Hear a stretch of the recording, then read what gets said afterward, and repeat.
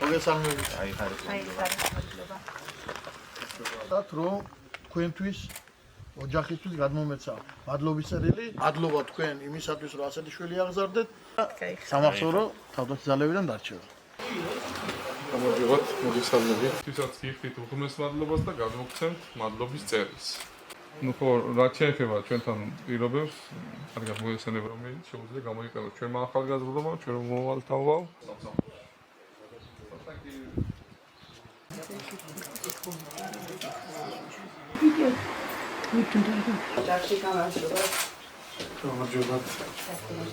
მადლობას გიხდით სამხედრო გაწვევისა და რეკრუტირების ეროვნული სააგენტოს სახელით. თქვენს მობრძანებისთვის, დაფასებისთვის.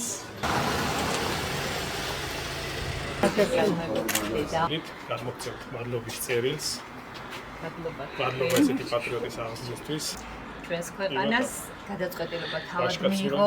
ბავშვი როდესაც გახდა 18 წლის, გამოხატა სურვილი და ემსახურა თავდაცვის სამინისტროში და წავიდა თავის სურვილით. მაყოფილი არის ყველანაირად და მადლობა მინდა თავდაცვის სამინისტროს გადავხადო, რომ ასეთი კარგი პიროვნები არის. რა თქმა უნდა, საამაყოა, რომ ჩემი შვილი წავიდა თავდაცვის სამინისტროში ისავ ჩემ ქვეყანას და რა ვიცი, თუ ქვეყანას დაჭირდება, ყოველთვის ქვეყნის გვერდში იქნება. მე ვამაყობ იმით, რომ ეს გადაწყვეტილება მიიღო და ნამდვილად აუცილებელია, რომ ყველა ქართველმა მოიაროს ჯარი. ძალიან კარგ პირობებში, რაც მთავარია, რაც ძალიან გამიხარდა, ყველანაირად არის კარგ პირობებში და კარგ გარემოში.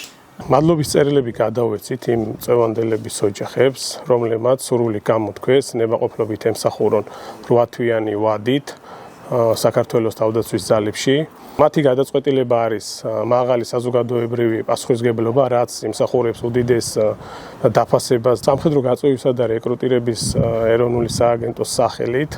მინდა მადლობა გადაუხადო ოჯახებს, ესეთი პატრიოტი შვილების აღზრდისთვის და მინდა წარმატება უსურვო თითოეულ წევანდელს.